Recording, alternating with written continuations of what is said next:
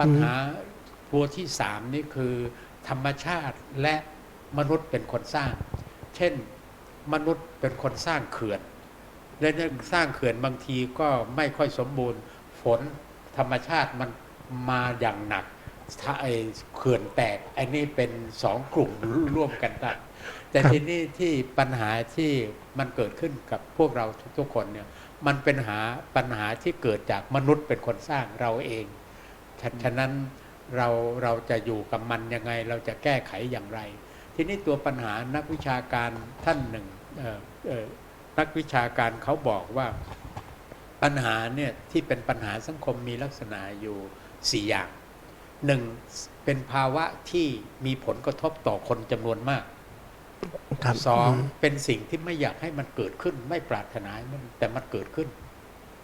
ตัวที่สามพอเจอปัญหาเหล่านี้เราอ่านหนังสือพิมพ์หรือดูทีวีวิทยุ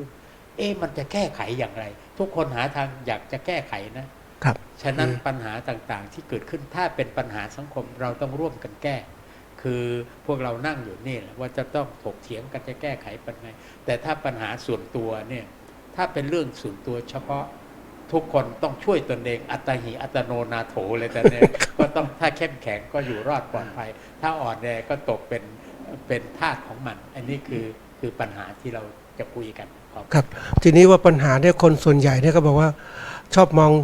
เอาตัวเองเป็นที่ตั้งเนี่ยก็นึกถึงปัญหาส่วนตัวก่อนเสมอทีนี้ปัญหาส่วนตัวอย่างเมื่อกี้อาจารย์พูดว่าเด็กติดเกมเนี่ยนะสมมติง่ายๆนะเรื่องนี้เป็นปัญหาที่เกิดขึ้นนะแต่คนมองไม่ออกว่าเสร็จแล้วเด็กมันติดพฤติกรรมติดเกมมันต้องการชนะเพราะนั้นมันก็เกิดความที่ว่าต้องการชนะเพราะนั้นไปเจอเรื่องอะไรข้างหน้าปุ๊บก็อยากชนะไปเรื่อยเพราะนั้นกลายเป็นว่าฉันน่ะคือผู้ยิ่งใหญ่ฉันคือตัวศูนย์กลางนะครับตัวนี้ก็กลับไปสู่เรื่องหนึ่งปัญหาต่างๆเนี่ยมนุษย์เรานี่มีตัวเองเป็นศูนย์กลางนะเวลาเราทำอะไรที่ผมพูดถึงอัตหิอัตโนนาโถเนี่ยก็คือเราต้องช่วยตนเองก่อนยิ่งพุทธศาสนาเถรวาทฝ่ายพวกเราเนี่ยฝ่ายหินยานเนี่ยจะให้ช่วยตนเองฝึกฝนให้ตนเองพอตนเองเป็นแล้วถึงไปสอนคนอื่นแต่ว่ามหายานเนี่ยเขาจะช่วยคนอื่นก่อนแล้วก็เอาตัวเองเป็นโพธิสัตว์คนสุดท้ายนะทีนี้ก็มองกลับกันนะตัวนี้ก็เป็นส่วนหนึ่งทีนี้พูดถึงเด็กเล่นเกมนี่นะอยากให้อาจารย์พูดถึงเรื่องมันมีผลกระทบต่อการศึกษาอย่างไงเนี่ยเพราะว่าตัวนี้มันเมื่อสมัยเราเรียนอยู่เราสิ่งเหล่านี้ไม่ค่อยมีแล้วก็มุ่งไปส่วนมากเราประสบผลสำเร็จในการศึกษาเราเรียนจนได้ทำงานทำการแต่เดี๋ยวนี้มองเห็นแล้วมันพอติดเกมแล้วนะมันไม่สนใจอย่างอื่นแล้วได้เป็นห่วงอนาคตเยาวชนของชาตินะครับอาจารย์ครับในฐานะอาจารย์ที่เกี่ยวข้องการศึกษาอาจารย์ว่าไงครับอาจารย์พูดใกล้ๆนะ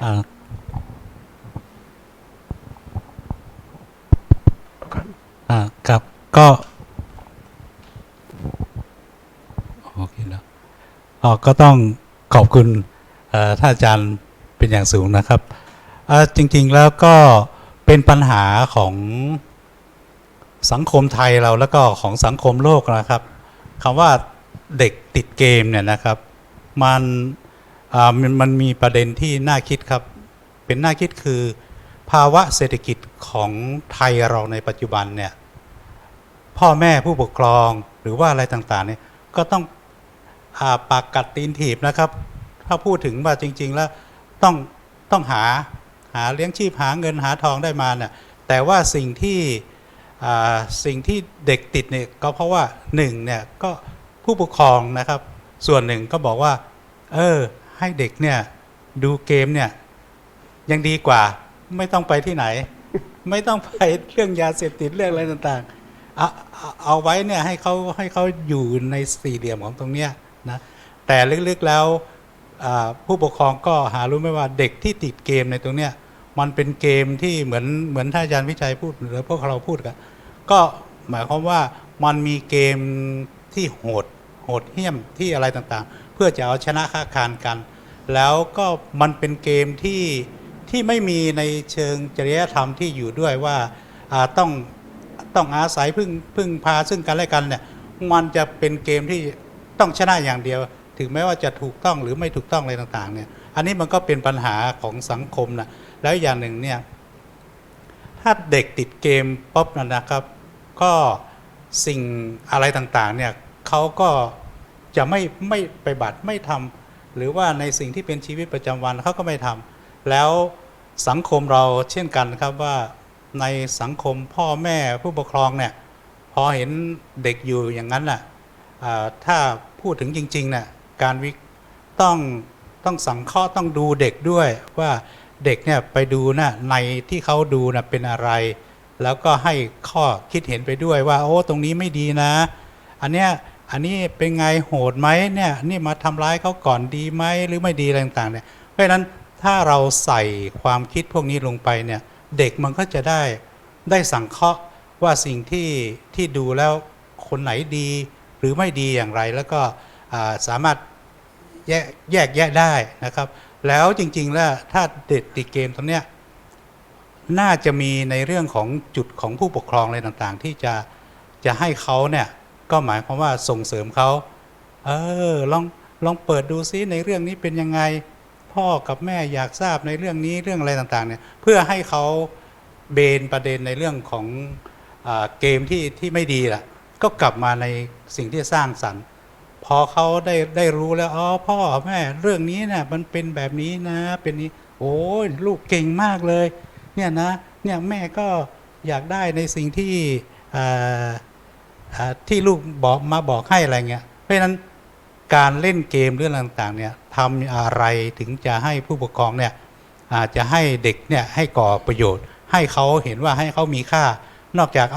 เล่นเกมปั๊บแล้วขอให้ดูในเรื่องนี้ด้วยแม่อยากดูพ่อก็อยากดูในเรื่องนี้เป็นอะไรเพราะฉะนั้นขอให้มันแฝงในเรื่องของคุณธรรมจริยธรรมอะไรต่างๆเนี่ยเด็กมันก็จะซึมซับในสิ่งที่เขาดูแล้วก็บอกแล้วก็ถือว่าเขาก็เป็นเหมือนเป็นฮีโร่อะที่ช่วยคุณพ่อคุณแม่แล้วก็คุณตาคุณยายปู่ย่าอะไรต่างๆเนี่ยว่านี่ไงผมดูในเรื่องนี้แล้วนะคุณพ่อคุณแม่สิ่งที่จะต้องไปบัติต้องเป็นอย่างนั้นอย่างนี้อะไรเนี่ยเพราะฉะนั้นควรจะให้เด็กเนี่ยอาศัยเด็กที่เขาถือว่าเขาเก่งในติดเกมแต่ว่าในเทคนิคอย่างหนึ่งก็ให้เขามาให้ความรู้ต่อพ่อแม่ต่อครอบครัวก็ถือว่าจะเ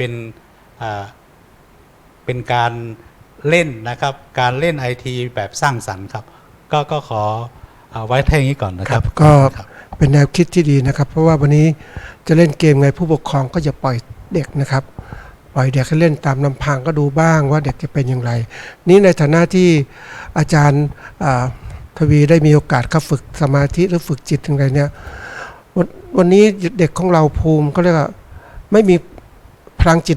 ในการต้านทานต่างๆเนี่ยอาจารย์จะมีคำแนะนำอะไรบ้างครับ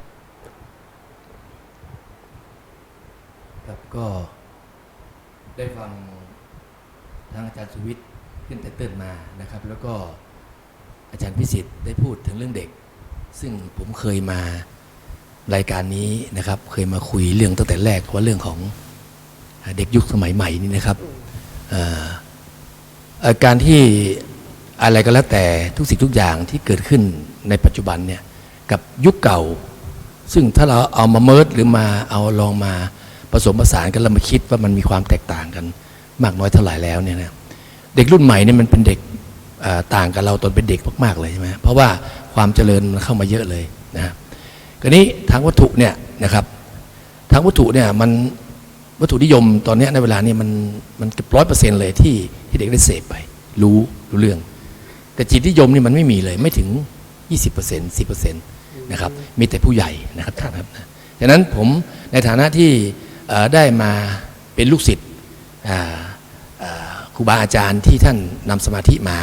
นะครับแล้วก็ไปฝึกมาโดยที่ว่าเราเนี่ยไม่มีพื้นฐานเลยแต่ปรากฏว่าเรารู้ความแตกต่างทันทีเลยจิตนี่สำคัญมากนะครับผมว่าพื้นฐานอย่างที่ผมพูดนะถ้าจิตนะฮะมันมีความสมบูรณ์แบบที่ดีจิตมีพลังจิตที่ถูกดูแลมาอย่างดีจิตที่ฝึกเริ่มต้นให้รู้ความสำคัญของจิตนะผมว่ามันจะเริ่มต้นได้ดีมากเลยเพราะว่าตรงนี้เขาไม่รู้เลยว่าจิตมันคืออะไรมันอยู่กับตัวเราจริงหรือเปล่าเขาเห็นแต่กายมาเขาไม่รู้ว่าสิ่งที่เขาคิด คือจิตเขาไม่รู้เลยนี่แหละครับมันถึงมาปัจจุบันมันถึงมีอะไรที่แปลกๆขึ้นมาแล้วก็เขาเสียหายไปนะฮะเราจะไปแก้ที่ปลายเหตุไม่ได้ปลายเหตุนี่แก้ไม่ได้เด็ดขาดเลยนะครับเราต้องย้อนกลับไปถึงเรื่องของต้นเหตุสาเหตุแล้วก็จะทำยังไงที่ว่าสถาบันครอบครัวควรจะเริ่มตรงนั้นไหมเริ่มตรงที่ไหนไอ้ตรงหัวสูงสุดเนี่ยระดับนายกรัฐมนตรีหรือรัฐมนตรีวัฒนธรรมอะไรแล้วแต่มันต้องเริ่มตั้งแต่ตรงนี้มาเข้าไปในสถานศึกษาหมดเลยเนี่ยที่พูดไว้นะ ก็เป็นแนวทางคิดแก้ปัญหาที่ดีนะครับก็ถ้าท่านผู้ชมที่ยังอยากจะสอบถามปัญหาก็โทรมาที่เบอร์ 0812877105 หรือที่ไลน์เบอร์นี้นะครับพิชัย CMU ID Code นะครับก็สามารถติดต่อมาได้เราจะเก็บปัญหาไว้ให้ท่านวิทยากรตอบให้ท่านนะครับในรายการครั้งต่อไปครับในอย่างนี้มาถึงขั้นตอนนี้อาจารย์สวิทย์ว่าจะทำยังไงให้เป็นระบบการแก้ปัญหาที่เกิดขึ้นอันนี้เรื่องของเกมก่อนก็ได้นะเรื่องปัญหาทั้งหมดก็ได้ครับก็คือเดี๋ยวต่ออาจารย์ทวีเรื่องฝึกจิตเนี่ย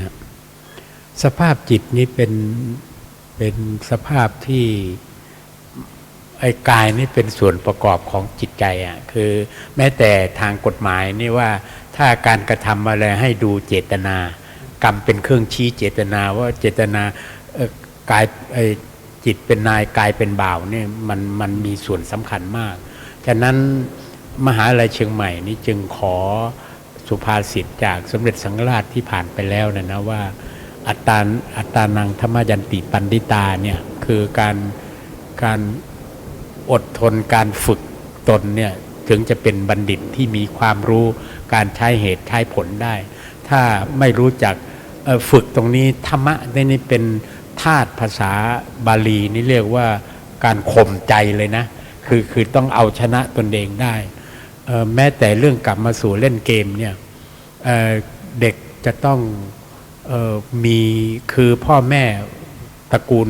ครอบครัวที่จะเป็นแบบอย่างเนี่ยต้องคุยกันให้รู้เรื่องว่าผมยังยืนยันคำของสุนทรภู่ที่บอกว่าอันข้าไทยได้พึ่งเขาจึงรักแม้นถอยศักดิ์สิ้นอำนาจวาสนาเข้านายหนีไม่ได้อยู่คู่ชีวาแต่วิชาช่วยกายจนวายปราณตัวนี้แหละถ้าเด็กไม่มุ่งการเรียนในวัยที่สมองกำลังแล่นสติปัญญากำลังจำดีเนี่ยถ้าคุณไม่สนใจนะแก่มาแล้วมันเรียนลำบากแล้วความจำก็เสื่อมลงเหลือแต่เหตุผลที่เราจะวิเคราะห์ดังนั้นวัยที่เรียนนี่เราต้องการเวลานี่เราต้องเป็นนาทีทองวัยนี้แหละจะเรียนได้ถ้าผ่านพ้นไปแล้วก็ดูตัวอย่างเลยว่าครอบครัวบางครอบครัวที่ลูกติดยาที่ไม่เรียนอะไรต่างๆก็ทั้งการงานทั้งหน้าที่ทั้งฐานะทางสังคมก็เป็นอย่างที่เป็นคือตัวอย่างรอบบ้านรอบครอบครัวนี่มันมีดังนั้นบังเอิญผมไปวิจัยที่อินเดียผมได้หนังสือเล่มหนึ่งมาชื่อภาษาอังกฤษว่า When I was a drug addict เมื่อฉันติดยาโอ้ผมดีใจมากผมเลยแปลกระทรวงศึกษาธิการเนี่ยฝ่ายเขาเห็นแล้วเขาเลยขอให้แปลแล้วเขาพิมพ์เผยแพร่10,000 กว่าเล่มชื่อเมื่อฉันติดยานี่แหละผมเป็นคนแปลนะทีนี้มาสู่อาจารย์พิสิทธิ์พูดถึงผมก็อาจารย์พูดถึงการเล่นเกมใช่ไหมผมพอเขียนหนังสือลูกผมกำลังแตกเนื้อหนุ่มผมบอกลูกอ่านให้ฟังหน่อยอ่านตัวนี้แล้วมาเล่าให้พ่อฟังหน่อยว่ามันเป็นยังไงคือโดยปริยายก็หมายว่าถ้าเธออ่านเรื่องนี้ว่าสาเหตุของติดยามันเป็นยังไงถอนยามันเป็นยังไงในภาวะอย่างนั้นพอติดยาแล้วมันไอ้เจ้าหมอนี่มันลักทรัพย์ในครอบครัวไปขายไปอะไรเพื่อไปหายาอย่างเดียวเลยนะพออ่านเรื่องนี้ผมก็จับมาให้อ่านอันนั้นก็โดยปริยายเขาก็ที่พ่อให้อ่านเขาก็ได้ประโยชน์ยังไงว่าโทษของยาเสพติดไม่ต้องไปบอกลูกไม่ต้องไปติดยานะแต่ว่าให้เขาอ่านแล้วให้เล่าให้ฟังก็มีส่วนร่วมในครอบครัวแล้วก็บังเอิญก็พ่อแม่ก็ไม่อย่างผมเนี่ยผมรักษาศีล 5ตลอดมา50 ปีเนี่ยนะโดยเฉพาะ2อย่างเนี่ยคือเรื่องไม่ดื่มเหล้าแล้วก็ไม่โกหกพูดจามดเท็จเรื่องต่างๆถ้าพูดอะไรแล้วเขาต้องมั่นใจว่าพ่อต้องยืนหยัดในความถูกต้องนั้นอันนี้ครอบครัวต้องเป็นแม่พิมพ์เป็นแบบอย่าง ที่ให้ลูกส่วนมากถ้าพ่อแม่เป็นอยู่อย่างนั้นนะก็ลูกๆก็มาในแนวทางที่ถูกต้องฉะนั้นการเล่นเกมก็ดีต้องแบ่งเวลาว่าส่วนนี้ทำเล่นเกมไปนะส่วนนี้เล่นของลูกก็ไปนะแล้วก็แม้แต่ออกกำลังเนี่ยที่คณะสังคมมันมีบริเวณผมก็พาลูกวิ่งตั้งแต่เช้าพอโตมาเขาก็ติดนิสัยนั้นไปเองดังนั้นผมคิดว่าพ่อแม่ต้องเป็นเบ้าหล่อหลอมเป็นแม่พิมพ์เป็นแบบอย่างส่วนมากถ้าลูกเห็นพ่อแม่ประพฤติปฏิบัติเหมาะสมแล้วก็ไม่มีปัญหาผมเคยคุยกับภรรยาผมว่าก่อนแต่งงานเนี่ยขอ2 อย่างหนึ่งถ้าเราขัดแย้งกันอย่าประทุษร้ายไม่ว่าด้วยวาจาหรือด้วยกายอย่าใช้ภาษาหยาบคาย2ถ้ามีปัญหางอนกันเลยไม่เข้าใจกันจูงมือออกไปข้างนอกคุยกันตกลงเดินเข้าบ้านนี่ให้เห็นว่าลูกเขาเห็นครอบครัวว่าพ่อแม่ไม่มีปัญหากันเพราะนั้นบังเอิญก็โชคดีว่าเราอยู่กับวัดบ้างอะไรก็ได้หลักธรรมประจำใจไปช่วยคลี่คลายปัญหาอันนี้ก็เป็นส่วนหนึ่งว่าในเรื่องจิตใจนี่เป็นเรื่องสำคัญต้องเข้มแข็งแล้วเข้มแข็งส่วนใดที่ไม่ถูกต้องอะไรต่างๆต้องหาวิธีการที่ให้ลูกเขาได้มีอุปนิสัยหรือแบบอย่างที่เข้มแข็งได้ครับในฐานะปัจจุบันเนี่ยพ่อแม่ก็ไม่ค่อยมีเวลาเพราะว่าต้องไปทำงานต่างๆก็ไม่ค่อยมีเวลากับลูกบางคนก็เอาให้ลูกเล่นมือถือไปเนี่ยอาจารย์จะมีข้อคิดอย่างนี้บ้างยังไงครับเรื่องเล่นมือถือนี่ก็คืออย่าคือบางทีแม่จะทำกับหุงหาอาหารข้าวกับปลาเนี่ยให้ลูกเล่นมือถือเถอะแต่หมายความว่าเวลามันมีตั้งอย่างน้อยสุด10 กว่าชั่วโมงที่จะอยู่กับลูกหรืออะไรต่างๆเหล่านี้เวลาที่นอกเหนือจากนั้นก็อย่างอาจารย์พิสิทธิ์ว่าต้องแบ่งเวลาแล้วก็ถ้าเป็นไปได้มีเกมต้องดูด้วยกันว่ามีบางเรื่องที่มันเป็นประโยชน์เกมแล้วมีคุณธรรมก็มีในส่วนที่มีคุณธรรมนะเกมบางเรื่องที่เอาชนะค้าขานกันอย่างเดียวมึงจะได้คุดโกงอย่างไรก็ทำได้อันนี้ไอเด็กมันเล่นได้แต่ว่าลองเล่นเรื่องนี้มาเล่าให้พ่อแม่ฟังก่อนแล้วมันจุดเด่นจุดดีมันดีเป็นพลเมืองดีมันเป็นอย่างไรผมว่าเกมพวกนี้มันมีอยู่เพราะนั้นพ่อแม่ต้องตามทันนะครับเกมการเล่นต่างๆก็มีประโยชน์นะเพราะฝึกสมองฝึกอะไรต่างๆฝึกแนวคิดต่างๆนะก็ต้องดูต้องเลือกเพราะนั้นเป็นตัวพ่อแม่เป็นบุคคลสำคัญในการที่จะเป็นผู้ที่บอกลูกนะครับอันนี้เป็นเพียงแค่ปัญหาที่ว่ามนุษย์เราสร้างขึ้นนะทีนี้ย้อนกลับไปว่าปัญหาเนี่ยมันจะเป็นปัญหาส่วนตัวปัญหาต่างๆนี่ปัญหาที่ธรรมชาติส่วนหนึ่งปัญหาที่มนุษย์สร้างขึ้นส่วนหนึ่งและปัญหาที่มนุษย์กับธรรมชาติสร้างขึ้นก็เป็นส่วนหนึ่งแต่ทีนี้ปัญหามันมีเขาเรียกว่ามันใหญ่โตเกิดขึ้นตอนแรกๆมันเล็กๆนะอาจารย์เราไม่ให้ความสำคัญตัวอย่างที่อยากอันนี้เกมเป็นตัวอย่างหนึ่งนะที่เกิดขึ้นมาแต่ณวันนี้นะปัญหามันมีหลายปัญหาที่เกิดขึ้นอาจารย์ช่วยอธิบายเพิ่มเติมได้ไหมครับคือส่วนหนึ่งที่อยู่ในสังคมเนี่ยมีสถาบันต่างๆสถาบันครอบครัวสถาบันศาสนาสถาบันการศึกษาสถาบันเศรษฐกิจสถาบันการปกครองแล้วเขาเรียกว่าสื่อมวลชนเ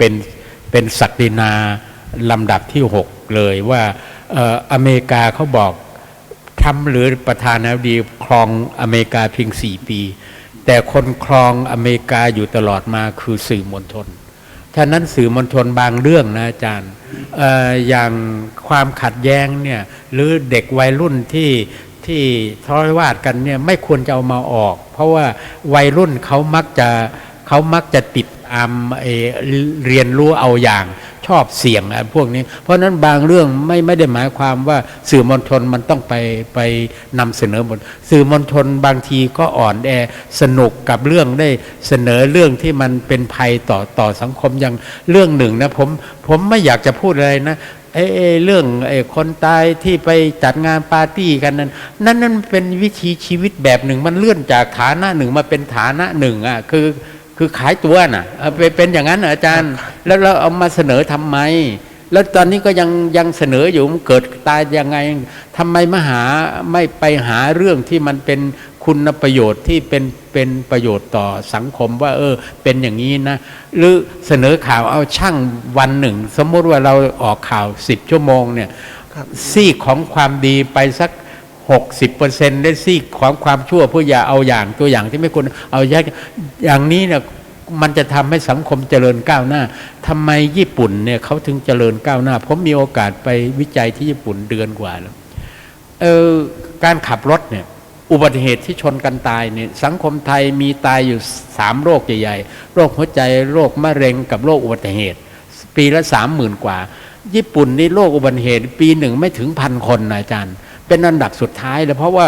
ระเบียบวินัยเนี่ยต้องมาก่อนถ้าคุณจะขายรถแต่ละคันอย่าไปพูดถึงเรื่องเงินทองเลยนะถ้าคุณไม่ผ่านการขับรถมาฝึกหัดขับรถนี่1 เดือนถึงจะไปอย่างน้อย1 เดือนนะถึงจะไปซื้อรถได้ของเมืองไทยยังไม่ได้ขับเลยแต่มีใบขับขี่แล้วนะมันเกิดขึ้นมาได้ยังไงระเบียบวินัยนะมันไม่มีแล้วก็ดูที่ว่าความตายรออยู่ข้างหน้าญี่ปุ่นเขาเข้าแถวกัน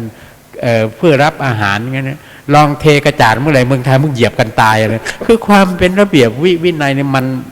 มันต้องมีฉะนั้นต้องฝึกกันยังไงแล้วก็ในสังคมไทยเขาบอกมันมีปัญหาในระดับโครงสร้างใหญ่สังคมไทยในไปติดยึดเคารพในตัวบุคคลมากกว่าหลักการใครคนนี้ขึ้นดำรงตำแหน่ง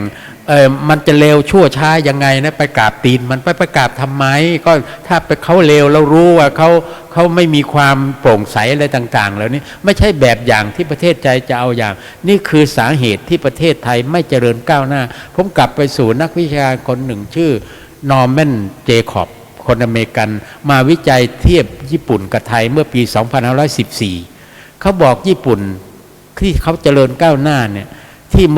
มืองไทยไม่เจริญก้าวหน้ามีอยู่3 ประการ1มีการอุปถัมภ์ค้ำชูกันเล่นพักเล่นพวก2ทุจริตคดโกงเยอะ3การหมุนเวียนเปลี่ยนแปลงทางสังคมแบบมีการยึดอำนาจมีการรัฐประหารมีการกบฏแล้วก็มีการเลือกตั้งกันวนเวียนกันอยู่อย่างนี้ถัวเฉลี่ย3 ปีเศษญี่ปุ่นพอมันสตาร์ทติ้งพอยต์ไปแล้วมันจูดขึ้นไปเลยเขาไม่มายุ่มย่ามทางไม่ใช่หน้าที่ของตนเองแล้วสังคมไทยบางคนมาอยู่ตำแหน่งหนึ่งแต่สอดแทรกเข้าไปในไม่ใช่หน้าที่ของตนเองเนี่ยเป็นปัญหาที่แก้ลำบากแล้วก็ใครจะรุ่งเรืองเนี่ยนะใครจะขึ้นตำแหน่งสูงเนี่ยไปกราบไปไหว้กันทั้งที่พื้นฐานเขามา1มาผิดทาง2ตัวเองก็ไม่ได้ประพฤติดีอะไรต่างๆทั้งที่การพูดการนำเสนอโครงการนั้นนะมันมีแต่ปากแต่ว่าในทางปฏิบัติทำไม่ได้อันนี้เป็นปัญหาของโครงสร้างในระดับประเทศชาติเราต้องช่วยกันเพราะฉะนั้นรายการอย่างนี้เราต้องพูดถึงแม้จะเป็นเสียงนกเสียงกาจะต้องไปให้คนที่มีตำแหน่งหน้าที่ได้สำนึกวันหนึ่งเขาจะสำนึกบาปขึ้นมาบ้างขอบคุณครับจริงๆแล้วไม่ใช่เสียงนกเสียงกานะครับเป็นเสียงของคนเราที่หวังดีต่อกับทุกคนเพราะว่าวันเนี้ยคนส่วนใหญ่ไปหลงในสิ่งเหล่านี้ซึ่งมันเป็นเขาเรียกโครงสร้างสังคมไทยเนี่ยสอนคนให้เป็นอย่างนี้แล้วก็เรียนแบบกันมาอย่างนี้ประเทศไทยถึงไม่เจริญนะครับก็เป็นฝากไว้สำหรับคนรุ่นที่ยังอยู่แล้วรุ่นต่อไปเพราะว่าเราต้องเปลี่ยนโครงสร้างอะไรที่มันดีขึ้นเนื่องจากว่าเราต้องยึดหลักการใช่ไหมอาจารย์นะครับจัดการที่มันดีจะทำให้สังคมพัฒนาศีลธรรมนะครับก็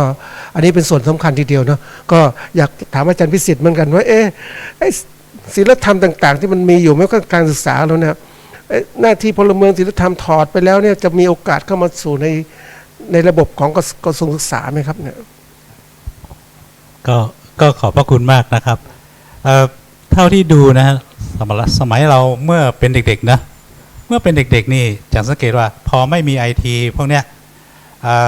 เราเป็นเด็กหรือว่าเราเคยเป็นครูเนี่ยเป็นเด็กก็แล้วแต่นะครับพอถึงเวลาเนี่ยโรงเรียนไหนเนี่ยครูใหญ่กับครูเนี่ย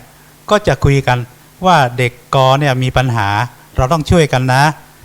เวลาไม่ว่าจะพักเรียนไม่ว่าจะไปอยู่ตรงไหนไม่ว่าใครจะเข้าไปสอน เด็กเด็กชายกเนี่ยต้องเป็นพิเศษหมายความว่าต้องดูแลเป็นพิเศษ ช่วยกันประคับประคองอะไรต่างๆเนี่ยให้เขาเหมือนกับคน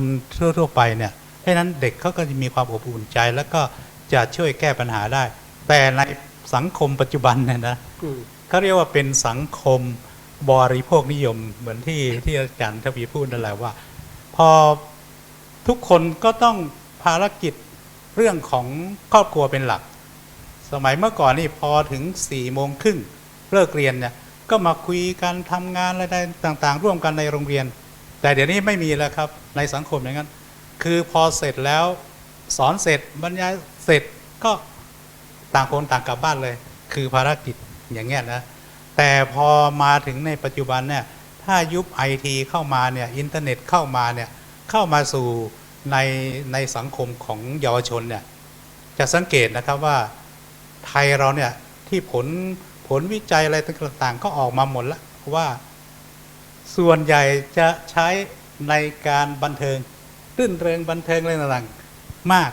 อันดับที่2อย่างเช่นไลน์เนี่ยนะที่ญี่ปุ่นก็เสนอว่าไทยเนี่ยก็เป็นอันดับ1อันดับต้นๆเลยที่มีคนเข้าใช้เนี่ยหลาย10 ล้านคนนะครับเพราะฉะนั้นไอ้ตัวเนี้ยเราทำยังไงจะให้วิกฤตเป็นโอกาสเนี่ยผมก็เห็นว่าทางกระทรวงเนี่ยบางโรงเรียนผมว่าก็มีส่วนนะครับก็หมายความว่าเขาก็จะเริ่มต้นถ้าเป็นไปได้สถานศึกษาต่างๆเนี่ยนะฮะครูอาจารย์ก็เอาวิกฤตเป็นโอกาสละก็สั่งการบ้านนายทางอินเทอร์เน็ตนะทางไอทีว่านี่เธอไปค้นมานะตรงนี้พรุ่งนี้เดี๋ยวเรามานำเสนอกันนะมันเป็นยังไงในเรื่องต่างๆเหล่านี้เพราะฉะนั้นเด็กแทนที่จะมีเวลาแต่เล่นเกมอย่างเดียวเขาก็เอาตัวนี้แหละเข้าสู่ในบทเรียนในการเรียนการสอนของครูแล้วพอเขาได้เขาค้นคว้าเขาอะไรต่างๆเขียนรายงานมาเสร็จก็เอามาในเสนอที่ประชุมแล้วไม่ที่โรงเรียนแต่ไม่ใช่ว่าครูเห็นทำรายงานเสร็จก็คิดแต่รายงานได้8ได้7ได้6อะไรต่างๆเนี่ยไม่ใช่หมายความว่าพอเด็กทุกคนเนี่ยพอเอามาแล้วนะฮะค้นคว้าได้มาแล้วก็ให้นำเสนอระดมสมองกันนะว่าสิ่งที่เรียนในวิชาในเรื่องนี้เป็นอย่างไรบ้างแล้วครูก็ต้องเก่งด้วยก็หมายความครูก็ต้องไปค้นในเรื่องสิ่งที่ให้เด็กนะให้เด็กไปค้นคว้ามาแล้วหลังจากนั้นแล้วครูก็สามารถสรุปบทเรียนได้ไม่ใช่เด็กทุกคนเสนอดีแล้วก็เป็นเสร็จเลยฉะนั้นความหมายของครูผู้ที่จะสรุปผลสิ่งต่างๆที่เด็กได้มันก็จะไม่มีนะแล้วอันนี้ถ้าสรุปได้ครูสรุปได้เด็กก็จะเกิดความภาคภูมิใจอ๋อนี่เป็นความคิดของตัวเองสรุปเนี่ยคุณครูสรุปเนี่ยก็เป็นสิ่งที่ทุกคนได้คิดร่วมกันแล้วทางผู้ปกครองทางผู้บริหารก็เหมือนกันครับผู้บริหารก็จะต้องเวลามีการประชุมทุกๆสัปดาห์ทุกๆอะไรต่างๆเนี่ยก็ต้องคุยกันว่าเป็นยังไงบ้างผลของการให้เด็กเนี่ยไปในเรื่องของการค้นในอินเทอร์เน็ตอะไรต่างๆเรื่องต่างๆเป็นอย่างไรบ้างแล้วก็ครูท่านไหนมีวิธีการอย่างไรอันนี้เขาก็จะถือว่าเป็นการถอดบทเรียนนะครับตั้งแต่ชั้นป .1 ถึงป .6 เนี่ยก็จะถอดบทเรียนว่าเด็กคนนั้นคนนี้เป็นอย่างนี้แล้วก็จะสามารถสรุปผลได้อันนี้ก็คือเป็นหน้าที่ของผู้บริหารถ้าผู้บริหารใส่ใจนะครับครูร่วมวางแผนกับเด็กก็จะประสบผลสำเร็จแล้วเช่นกันนะครับไม่ว่าอะไรแล้วแต่สิ่งต่างๆเหล่านี้สิ่งที่จะเกิดทุกครั้งเราก็มีอยู่แล้วแหละก็หมายความว่าสิ่งที่ได้มาหรือว่าจะเป็นการบ้านอะไรต่างๆก็ควรแจ้งให้ผู้ปกครองก็เซ็นนะครับคิดว่าโรงเรียนต่างๆก็ทำอยู่แล้วแหละว่าการบ้านให้ทำอะไรบ้างผู้ปกครองก็ต้องคอยประคบประหงมวันนี้คุณครูให้ค้นคว้าเรื่องอะไรนะอะไรเนี่ยนะฮะในอินเทอร์เน็ตเนี่ยไหนเรื่องอะไรก็ช่วยกระตุ้นเข้าไปอีกทางหนึ่งนะครับแทนที่จะปล่อยให้เด็กทำดังนั้นผู้ปกครองพ่อแม่ก็เข้าไปเสริมเป็นกำลังใจว่าเนี่ยในเรื่องนี้เป็นยังไงแล้วก็ ผู้ปกครองก็จะเสริมในการเขียนรายงานให้เด็กในการนำเสนอในวันพรุ่งนี้อย่างนั้นเนี่ยเพราะฉะนั้นระบบของ IT ไม่ว่าอะไรแล้วแต่เนี่ยถ้ามีความควบคุมรับผิดชอบมีการประเมินผลทุกครั้งเนี่ยมันก็จะก่อให้เกิดประโยชน์เพราะฉะนั้นโรงเรียนต่างๆของเราเนี่ยส่วนใหญ่นะครับพอเสนอไปเสร็จก็เสร็จแทนที่จะถ้าเราได้มามีการประเมินกันผลเป็นอย่างไรอะไรต่างๆเนี่ยเพราะฉะนั้น IT ก็ไม่ใช่เป็นสิ่งที่เลวร้ายนะครับก็จะเป็นสิ่งที่ดีที่ก่อให้เกิดความสร้างสรรค์ได้ครับครับก็ถือว่าเป็นข้อคิดที่ดีนะครับเพราะว่าถ้าเราใช้มีไอทีแล้วเอาไปใช้ประโยชน์อื่นก็จะเสียแต่ใช้ประโยชน์แบบนี้นะครับก็คิดว่าคุณครูที่ยังชมรายการอยู่สามารถใช้ได้เพราะว่าให้การบ้านไปทางอินเทอร์เน็ตให้เด็กไปค้นดูสาระต่างๆเอามาสรุปด้วยกันก็ถือว่าเป็นการแก้ปัญหาช่วยด้วยกันแล้วก็เรียนรู้ด้วยกันก็เป็นวิธีการที่ดีนะครับทีนี้อยากทราบอาจารย์ทวีมีอะไรเสนอตรงนี้ไหมครับว่าเราจะช่วยแก้อะไรบ้าง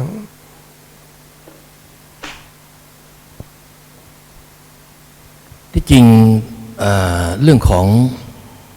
สังคมปัจจุบันนะครับมันมีอะไรที่มากมายพอสมควรนะที่เกี่ยวเนื่องกับเรื่องของยุวชนเยาวชนเนี่ยนะมันเป็นส่วนที่ล่อแหลมแล้วก็วิกฤตพอสมควรนะผมไม่เป็นห่วงคนรุ่นเก่านะอย่างอาจารย์ดร.สวิทย์เนี่ยโอ้โหนี่ผมถือว่าท่านสบายมากอาจารย์พิชัยนะอาจารย์พิสิทธิ์นะแล้วก็ผมเองนี่เป็นผู้มีประสบการณ์เรื่องของทางด้านทางโลกเนี่ยค่อนข้างจะเยอะนะผมก็เปรียบเทียบได้ก็เคยไปอยู่ในกลุ่มที่เขาคุยกันหลายๆอย่างคนระดับเดียวกันด้วยรุ่นน้องด้วยรุ่นที่เป็นวัยรุ่นด้วยนะผมมีหลานวัยรุ่นนะอายุประมาณสัก20 กว่า30เนี่ยซึ่งกำลังจะเป็นผู้นำที่ยิ่งใหญ่ในอนาคตเลยนะครับลูกผมก็35แล้วก็จะเป็นระดับหัวหน้างานด้านทางรัฐวิสาหกิจนะหลายคนทั้งราชการด้วยนะทีนี้เราก็มาดูว่าสมัยก่อนกับเขากับเราเนี่ยมันต่างกันแทบจะว่าฟ้ากับดินเลยเมื่อก่อนผมเห็นคนเรียนป .4 ป .3 ป .7 อะไรอย่างเงี้ยนะแล้วเขาทำไมเก่งเขาทำไมรู้เขาทำไมมีอะไรดีวิสัยทัศน์ดีมีคุณธรรมอย่างงี้นะฮะแต่เด็กรุ่นนี้ผมไม่ได้ว่าเขาไม่ดีนะไม่ใช่เขาไม่ดีนะครับเขารับสิ่งพวกนี้เสพพวกนี้มาเยอะแยะเนาะมันเลยทำให้เขาเนี่ยพอเสพมาเขาก็ไม่ได้มาแอพพลายเลยเขาใช้เลยที่สำคัญคือมันต้องมีคนอยู่เบื้องหลังหรือต้องมีคนคอยกำกับถึงจะทำให้เด็กกลุ่มนี้หรือเยาวชนยุวชนกลุ่มนี้เติบโตไปข้างหน้าจะไม่ล่อแหลมหรือวิกฤตต้องเริ่มต้นเลยครับไม่เริ่มต้นไม่ได้ละนะครับไม่ใช่ว่าเขาไม่ดีนะครับเพราะว่าสิ่งมันทันสมัยมากเกินไปมันเร็วมากนะวัตถุนิยมนะครับแล้วก็ครับอาจารย์เชิญนะก็อันนี้ก็สิ่งว่าถือว่าดีนะครับเพราะเนื่องจากว่าอย่างที่บอกว่าวันนี้เราทุกคนต้องใส่ใจกับเด็กเพราะเด็กรุ่นใหม่ๆเนี่ยก็จะเป็นผู้ที่เขาเรียกว่าสร้างชาติเรานะครับพวกเราก็เป็นแค่คนรุ่นหนึ่งนะครับที่เห็นปัญหาก็อยากจะนำมาวิเคราะห์ให้ท่านผู้ชมได้เห็นว่าหาทางแก้ยังไงวันนี้ตัวอย่างที่เราต้องใส่ใจคือเด็กของเรานี่แหละทำไงเขามีคุณภาพนะก็อยากให้ทุกคนช่วยกันนะครับนี่มาถึงว่าในตรงนี้แล้วประเด็นที่บอกเรื่องของกระบวนการของการที่จะทำงานแก้ปัญหาต่างๆอย่างอยากให้อาจารย์เรื่องของเกี่ยวว่า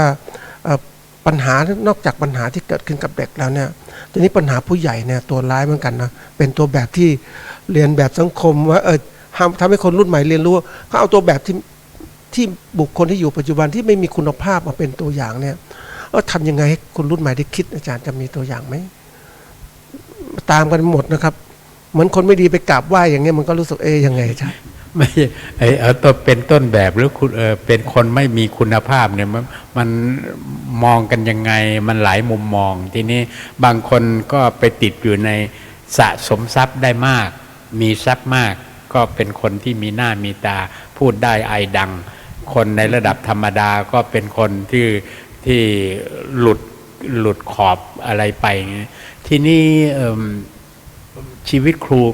ก็ดีในระยะหลังก็บอกหนี้สินเยอะอะไรต่างดังนั้นชีวิตหลายชีวิตถ้าไม่รู้จักประมาณตนไม่รู้จักเหตุใช้เหตุใช้ผลนี้ก็เป็นปัญหาเพราะว่า บางคนจะไปติดในคือเมื่อก่อนก็บอกซื้อผ้าให้ดูเนื้อตอนนี้มันไม่ดูเนื้อแต่มันดูแบรนด์ว่ายี่ห้ออะไรยี่ห้ออะไรทั้งที่เนื้อผ้ามันเหมือนกันนะกับ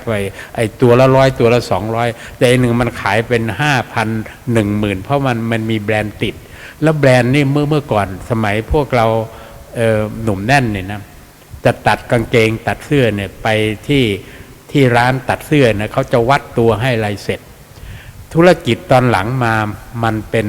เรียกว่ามันติดป้ายโฆษณาให้ด้วยให้คนติดโฆษณาถ้าเผื่ออย่างกางเกงยีนนี่นะฮะถ้าไม่ใช่ยี่ห้อนี้ไม่ใช่บันท้ายลีอะไรต่างๆเหล่านี้นะมันก็ไม่ซื้ออะไรต่างเสื้อผ้าเหมือนกันคนก็ติดอย่างนี้คือในฐานะคนแก่มักจะบอกนี่โมหะจิตไงคือหลงไปติดอยู่ในไม่ดูว่าเนื้อผ้าที่เราใช้มันจะช่วยให้อบอุ่นมันจะช่วยให้คลายความร้อนในฤดูต่างๆมันไม่ได้มองตรงนั้นพอไปหลงตัวนี้นะเหมือนคนบางคนก็มีนาฬิกาเยอะแยะหลายยี่ห้อไปเสพยังไงเราก็นาฬิกาหน้าที่ฟังก์ชันของมันก็คือมันบอกเวลาแต่ว่าเขาไปประดับเพชรอะไรต่างๆก็ตามมันไปนี่คือผู้ใหญ่แก่อย่างพวกเราเนี่ยแทนที่จะทำเป็นแบบอย่างฉะนั้นไอ้ที่บอกว่าสังคมไทยเขาวิจัยออกมาแล้วว่าไปติดยึดในตัวบุคคลถ้าเขาอยู่ในแถวหน้าจะชั่วจะดียังไงก็สิโรราบกราบเขาเนี่ยมีแต่พวกเราเนี่ยแก่แล้วก็ไม่ไปกราบพวกนี้เพราะเขาอายุน้อยกว่าเราเนี่ยนะอันนี้ก็ไม่มีปัญหาดังนั้นผมคิดว่าผู้ใหญ่เราเนี่ยโดยเฉพาะคนที่หัวหน้าครอบครัวก็เห็นใจนะว่าที่อาจารย์สิทธิ์พูดถึงว่าพ่อแม่ต้องมีส่วนร่วมในการพัฒนาเยาวชนด้วยแต่ก็เห็นใจพ่อแม่บางคนปากกัดตีนถีบแล้วคนละอาชีพด้วยแล้วบางอาชีพก็ต้องกว่าจะกลับบ้านมันก็ลูกหลับแล้วอะไรต่างๆเหล่านี้เนี่ยก็คือเห็นใจนะแต่ว่าถ้าสร้างคนให้มีคุณภาพเนี่ยสิงคโปร์กับญี่ปุ่นเขาที่ดินเขาน้อยกว่าเราตั้งเยอะเลยแต่ว่าเขาสร้างคนให้มีคุณภาพแล้วคุณภาพตัวหนึ่งจิตสำนึกต่อ social minded คือจิตใจที่เพื่อสังคมแล้วก็ส่วนใดที่เป็นประโยชน์ส่วนรวมนั้นเขาสงวนรักษาแล้วก็ประคับประคองคนญี่ปุ่นเขาสภาพแม้แต่ที่ผมพูดแม้แต่ความตายที่รออยู่ข้างหน้าเนี่ยเขาก็ไม่แย่งชิงอะไรกันเนี่ยอันนี้ว่าเราต้องสร้างเสียดายนักว่าเรามักจะไปพูดที่ไหนเมืองไทยเป็นเมืองพุทธแล้วก็นับถือแต่ว่าตัวพวกที่เป็นแนวหน้าทั้งหลายแหล่ก็ไปจัดสังสรรค์อะไรกันกลางผมมีโอกาสไปวิจัยที่อินเดียเนี่ยอินเดียเวลาเลี้ยงเนี่ยเขาไม่เอาเหล้าเอาอะไรพวกเสพสิ่งเสพพวกนี้เป็นออกงานนะแต่ของเราบางนายกบางท่านต้องเป็นคนยี่ห้อแบรนด์นี้อะไรต่างๆเมาจนเลยดังนั้นผมคิดว่าผมขออนุญาตว่าใครเป็นผู้นำในหน่วยงานต่างๆต้องเป็นต้นแบบที่สง่างามมีคุณธรรมอย่างน้อยที่สุดนะมีฮิริโอดตะปะว่าสิ่งใดที่มันเป็นมุมมืดกับสว่างมันอยู่ด้วยกันไม่ได้ต้องออกมาสู่สว่างเถอะถ้าที่มืดเราต้องฝึกจิตใจให้เข้มแข็งไม่ก้าวล่วงแล้วไม่ไปทำสิ่งเหล่านั้นขอให้ทำตัวเป็นตัวอย่างเยาวชนไทยเพราะว่าประเทศญี่ปุ่นเนี่ยเขาฝึกมาตั้งแต่อนุบาลเวลาเข้าแถวขึ้นรถอะไรต่างๆไม่ให้แซงคิวเลยนะผมไปดูวันหนึ่งเขามีเด็กแซงคิวครูนี่จับเด็กคนนี้มาแล้วไปต่อแถวสุดเลยนะทีหลังอย่าทำคือก็ให้กันนี่คือทั้งระเบียบวินัยทั้งขับรถจราจรอะไรต่างๆเหล่านี้แล้วเราไปโวยวายเขาว่าญี่ปุ่นผิดรถมาให้คนขี่รถชนกันตายในเมืองไทยเขาให้เป็นเครื่องอำนวยความสะดวกเราจะไปไหนสะดวกจะไม่ใช่มาอุบิเหตุเกิดอย่างนี้นี่ก็คือเราเข้าใจผิดเรามิจฉาทิฏฐิในบางเรื่องที่ผมพูดวันก่อนว่า happiness คือความสุขนี่เป็นภาวะทางจิตใจพอเราไปถึงศูนย์หนึ่งปล่อยวางแล้วเราก็ในช่วงนั้นเราจะมีความสุข กลับไปติดยึดในคอมฟอร์ตก็คือความอำนวยความสะดวกว่านั่นคือเป็นสาระเป็นสารณะสำคัญมันก็เลยแสวงหาโดยที่มีโลภะจิตเข้าครอบงำก็เลยออกนอกลู่นอกทางทำผิดกฎหมายก็กลับไปสู่ปัญหาสังคมที่มนุษย์เป็นคนสร้างไงเราต้องช่วยกันแก้ไขครับทีนี้ตอนนี้มันจุดสำคัญแล้วว่าอาจารย์พูดถึงบุคคลกับหลักการแต่ณวันนี้บุคคลที่เราต้องคือตัวคนของเรานี่แหละมนุษย์เราเนี่ยต้องดูตัวเองวันที่มนุษย์เราถึงตอนนี้เราจะยึดบุคคลเป็นที่พึ่งที่ได้ไหมแต่ว่าผมคิดว่าวันนี้เราต้องเอาหลักการที่อาจารย์พูดนั่นแหละกฎระเบียบวินัยสังคมเป็นตัวที่บอกเพราะว่านั่นคือสิ่งสำคัญนะครับทีนี้ว่านี่คือปัญหาใหญ่ในสังคมเราเริ่มต้นจากจุดเล็กๆนี่แหละแล้วก็ขยายเติบโตขึ้นนี่มาถึงว่าวันนี้ก็เรียกว่าอยากจะก็ถามอาจารย์เหมือนกันว่าเอ๊ะทำไมวันนี้จะหวังจะให้สังคมคือทุกคนก็หวังให้คนอื่นมาช่วยสังคมช่วยแม้กระทั่งเศรษฐกิจตอนนี้ผู้ที่อยู่ระดับล่างๆก็ได้เงินแจกต่างๆให้รัฐบาลช่วยแล้วต่างๆนี่ปัญหามันลามมาว่าคนที่มันได้รับการช่วยเหลือเนี่ยมันก็เป็นกลายเป็นอะไรอ่อนแอลงกว่าเดิมไหมนะครับแล้วไม่พัฒนาต่างๆมันห่างเหินจากกฎที่ว่าตนเป็นที่พึ่งแห่งตนอาจารย์คิดยังครับส่วนหนึ่งเนี่ยผมผ่านชีวิตที่ยากจนมาอย่างนี้นะครับในภาวะอย่างนั้นเนี่ยเราต้องรู้จักประมาณตนไม่ต้องไปอายผมชอบป๋าเปรมมันหนึ่งบอกประเทศไทยมันยากจนเราอย่าไปฟุ้งเฟ้อฟุ่มเฟือยลดนิยมสูงรายได้ต่ำนี่เป็นค่านิยมที่ทำร้ายตนเองฉะนั้นเราก็มีน้อยใช้น้อยแล้วก็ไม่ต้องไปอายใครบังเอิญชีวิตอยู่ความเป็นครูเนี่ยมันเป็นชีวิตที่ไม่ผาดโผนไม่อะไรมากแล้วอธิบายให้ครอบครัวก็ทำให้เราคือรู้จักประมาณตนรู้จักเหตุรู้จักผลรู้จักประมาณตนและรู้จักการเวลาผมกลับมาเรื่องที่อาจารย์ทวีพูดถึงว่าไอ้ช่วงของพวกเราเนี่ยกับช่วงของลูกของหลานเนี่ยมันต่างกันเมื่อพอตอนเขาจบปริญญาใหม่ๆผมก็อยากให้เขารับราชการเหมือนเราเป็นนะบอกพ่อเดี๋ยวนี้เป็นราชการอย่างพ่อจนแล้วก็ไอ้ไม่ตื่นเต้นแล้วเขาไปทำงานนะเขาเปลี่ยนบริษัทมา4 แห่งแล้วทำไมเป็นอย่างนั้นพ่อรู้ไหมตอนนี้เขาประมูลกันยังกันนักฟุตบอลน่ะนะบอกแล้วประมูลไม่ใช่ประมูลไอ้นั้นนะคือเงินเดือนมันสูงไปเรื่อยๆเอาเงี้ยแต่พ่อมีเงินเดือน10,000ในลูกเงินเดือนเป็น100,000อย่างเงี้ยมันประมูลกันจริงของเขาเกิดช่องว่างตรงนี้เอาแก้ชีวิตก็เราก็เป็นห่วงว่าความมั่นคงของชีวิตจะทำไงเขาก็มีวิธีประกันแล้วก็มีเงินอะไรต่างดังนั้นเราต้องยอมรับว่าสังคมมันเปลี่ยนแปลงไปเหมือนITในที่อาจารย์พูดถึงอาจารย์พิสิทธิ์พูดถึงเนี่ยว่าใช้มันเป็นประโยชน์เนี่ยอย่างที่เรานัดกันเจอกันเนี่ยถ้าก่อนก็อย่างโทรศัพท์เรื่องนี้ก็สู้มือถือไม่ได้อะไรนี่เนี่ยมันเร็วแล้วก็มีปัญหานี่อันนี้เราแก่แล้วเราต้องตามทันนะแล้วก็อย่าตกเป็นทาสมันจงสิ่งเหล่านี้มันเป็นอุปกรณ์ให้ความสะดวกเราต้องเป็นนายมันแต่ไอ้พวกวัยรุ่นทั้งหลายที่มันติดเนี่ยมันเป็นนายนะมือถือมันเนี่ยถ้าขาดแล้วเดี๋ยวนี้มันตามไปด้วยราคาแล้วรุ่นต่างๆไอ้พวกเรารุ่นผมยังมีรุ่น2อยู่เลยนั่นอันนี้ไปรุ่น5รุ่น6แล้วนี่มันก็เดือดร้อนถ้าคุณไม่มีศักยภาพที่จะหามันได้นะลูกก็อยู่รุ่นเก่านั่นแหละเพราะว่า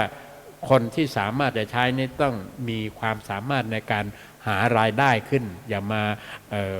พ่อแม่มีลูกหลายคนเนี่ยต้องดูแลผมคิดว่าการรู้ทันกับเหตุการณ์กับการรู้จักประมาณตนแล้วอย่าไปบ้าแบรนด์ยี่ห้อทั้งหลายแหละที่เขาโฆษณากันนี่นะมันสู้ที่เนื้อผ้าที่เราใส่นี่มันอำนวยความสะดวกและอำนวยความร้อนเย็นหนาวของเราไม่ได้ครับก็ถือว่าเป็นข้อคิดที่ดีนะท่านผู้ชมเพราะว่าในฐานะวันนี้เราต้องเขาเรียกว่าช่วยเหลือตัวเองให้ได้ระงับจับยั้งทางจิตใจของเราที่จะไปเขาเรียกว่ามีน้อยก็ใช้น้อยไปก่อนไม่ใช่ไปใช้จนเกินตัวก็เดือดร้อนนะครับนี่ปัญหาอย่างอื่นอาจารย์จะมีข้อเสนอไหมครับอาจารย์พิสิทธิ์ผมขอนิดหนึ่งว่า ประเด็นในสังคมไทยเราปัจจุบันเนี่ยนะฮะที่ท่านอาจารย์ได้พูดถึงเนาะท่านอาจารย์สุวิทย์นะครับได้พูดถึงแล้วก็ท่านอาจารย์ทวีก็ได้พูดถึงนะผมเห็นว่าในสังคมไทยเราเนี่ยนะฮะมันทุกคนมันหนีไม่พ้นอ่ะพอไอทีเข้ามาเนี่ยพอหนีไม่พ้นปุ๊บเนี่ยเราทำยังไงถึงจะให้เขาเนี่ยคือใช้ให้เป็นประโยชน์นะเพราะนั้นเพราะว่าสิ่งสำคัญที่คำว่าใช้ให้เป็นประโยชน์นั่นก็ต้องแฝงด้วยทางคุณธรรมเนาะที่เราพูดกันอยู่เสมอคุณธรรมจริยธรรมเนี่ยทำอย่างไรชีวิตของเราเนี่ยเราต้องมองในศักยภาพของเราเนี่ยของเราชีวิตของเราเท่านี้รายได้เท่านี้มีการใช้จ่ายเท่าไหร่เงี้ยเพราะฉะนั้นเหมือนท่านอาจารย์สุวิทย์พูดนะครับว่ามันก็ต้องเป็นลักษณะของการพอประมาณการพอเพียงนะครับการประมาณการพอเพียงนะก็คือใช้จ่ายไม่เกินฐานะของตัวเองแต่สิ่งที่ไม่เกินฐานะตัวเองเหมือนท่านอาจารย์ทวีเราจะต้องตั้งมั่นในเรื่องของเราจะต้องมีสตินะครับเราจะต้องมีสติสัมปชัญญะในการที่จะคิดในเรื่องอะไรเนี่ยเรื่องนี้สมควรไหมที่จะซื้อเรื่องนี้เป็นอย่างไรก็ต้องพิจารณาก่อนว่าให้ฉุดคิดเสียก่อนเพราะฉะนั้นสิ่งสำคัญอะไรแล้วแต่ไม่ว่าเรื่องอะไรตั้งแต่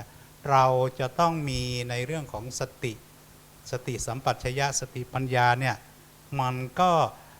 ได้มาจากอะไรล่ะในเรื่องนี้ก็ได้มาจากพลังจิตนี้ได้จากอะไรได้จากการทำสมาธิเพราะนั้นทุกคนถ้ามีจิตเนี่ยจะทำอะไรคิดสงบนิ่งในใจซะก่อนได้ไหมเป็นอะไรเราวิเคราะห์เรานึกคิดในสิ่งที่เราเนี่ยแล้วก็วิเคราะห์ตนเองถ้าเราสามารถวิเคราะห์ตนเองได้นะครับเพราะฉะนั้นปัญหาต่างๆเนี่ยที่จะเป็นภายนอกต่างๆมันก็จะลดน้อยลงเพราะว่าสังคมเนี่ยมันอยู่ได้กับครอบครัวทุกคนเพราะฉะนั้นถ้าทุกคนเนี่ยสามารถบริหารจัดการได้ในลักษณะของการพอเพียงการพอประมาณการใช้ตามศักยภาพไม่เกินฐานะของตัวเองผมว่าก็อยู่รอดในสังคมนะครับว่าเศรษฐกิจพอเพียงทำอย่างไรนะครับแนวคิดอะไรต่างๆเนี่ยที่เกิดจากเศรษฐกิจเราก็อาศัยพวกนี้ครับผมว่าก็จะช่วยสังคมได้อีกทางหนึ่งครับขอบคุณครับ ขอบคุณครับนี่เชิญจันทวีครับในคำแนะนำนะครับต่อจากนี้นิดหน่อยว่าทำยังไงว่าจะสร้างจิตใจให้มันมั่นคงยังไงเรามีเวลาเหลือประมาณสัก 4-5 นาทีครับเชิญครับขอบคุณครับที่จริงแล้วนะครับในปัจจุบันเนี่ยนะครับสิ่งที่เราจะต้องมาหากลุ่มที่จะมาพิจารณาเรื่องสิ่งเหล่านี้ว่าสังคมในปัจจุบันเนี่ยไม่ว่าจะเป็นรุ่นเด็กเยาวชนรุ่นกลางๆรุ่นต่อเนื่องจะเริ่มเป็นผู้สูงวัยนะครับมันต้องเข้าใจเรื่องของจิตที่เราว่านี่แหละฮะผมว่าอย่างอื่นมันไม่น่าจะแก้ไขได้ครับเพราะว่าสิ่งต่างๆที่เกิดในสังคมปัจจุบันนะมันเป็นเรื่องใหญ่มากผมว่าใหญ่ยิ่งกว่าระดับชาติอีกเชื่อได้เลยนะอย่างอาจารย์สุวิทย์ท่านพูดเนี่ยเดี๋ยวนี้ผมไม่อยากจะพูดถึงเรื่องผู้ปกครองบ้านปกครองเมืองนะมันมีเราพูดไปมันเกิดเหมือนเราไปฝักไฟได้ไฟหนึ่งมันมีหลายกลุ่มหลายพวกเนี่ยแล้วไม่อยากจะพูดอย่างนี้ที่สิ่งถ้าพูดถึงความมันเป็นเรื่องของความจริงความเป็นธรรมมองถึงลูกหลานคนไทยเราพูดถึงคนไทยนะลูกหลานของคนไทยคนบ้านคนเมืองเราเนี่ยเราอยากจะทำยังไงที่จะช่วยเหลือให้เขาเนี่ยเป็นคนที่ไม่ต้องให้ดีเลิศอ่ะให้เขาหลุดจากสิ่งต่างๆที่เขากำลังเสพหรือกำลังรู้นะเวลานี้ที่มันล่อแหลมเนี่ยนะครับเราจะทำยังไงมันต้องมีกลุ่มหนึ่งจะเริ่มต้นตรงไหนเนี่ยมันต้องคิดอย่างนี้ถ้าเรามาคุยกันเนี่ยเราได้แต่คุยคนที่จะฟังเรามันจะมีคนอายุเท่าไหร่ฟังถ้าเข้าใจเด็กมันปิดแล้วแค่มันได้ยินปุ๊บมันก็ปิดใจแล้วมันไม่พอละคนแก่คุยกันใช่ไหมครับแล้วคนที่จะฟังเรานี่คนมีอายุเริ่มฟังเขาก็จะชอบแต่เขาไม่รู้ทำไงละเป็นรุ่นที่เลี้ยงลูกเลี้ยงหลานไงเขาจะไม่ฟังนะครับลงมาอีกเจเนอเรชันหนึ่งก็อายุประมาณสัก40-50เนี่ยผมว่าถ้ากลุ่มนี้นะถ้าแข็งขึ้นมานะแล้วรู้จริงนะแล้วไปปฏิบัติจริงนะและมีการที่ถ่ายทอดให้กันได้จริงๆนะเริ่มต้นจากตัวกลุ่มเหล่านี้แล้วก็ค่อยลดลงไปนะอย่างเช่นเรานำสิ่งต่างๆเข้าไปในโรงเรียนหรือสถานศึกษาเนี่ยนะครับไม่ไปอย่าเป็นที่เราเรียนมายุวศาสตร์สมาธิเรื่องอะไรต่างๆเนี่ยเราเข้าไปเนี่ยได้ผลไม่ได้ผลอย่าไปคิดถึงมันขอเอาเข้าไปก่อนใช่ครับอย่างน้อยๆก็ไม่ได้หวัง100% 20 10% 20 30% ก็ได้และคนกลุ่มที่มันน้อยๆที่มันได้นะมันจะเป็นตัวอย่างของเด็กที่มันที่เหลืออีกนะมันจะเห็นความแตกต่างเลย ใช่ นะครับแล้วเขาจะเกิดความรู้สึกว่าน่าจะทำอย่างเขาดีอย่างเงี้ยครับผมว่ามันเรื่องของเทคนิคเนี่ยเราต้องเอามาใช้วิธีการจะทำยังไง ใช่ อย่าไปคิดว่าพับฐานทีเดียวหักดิบอย่างนี้ไม่มีทาง อย่างผมจะเลิกจากการ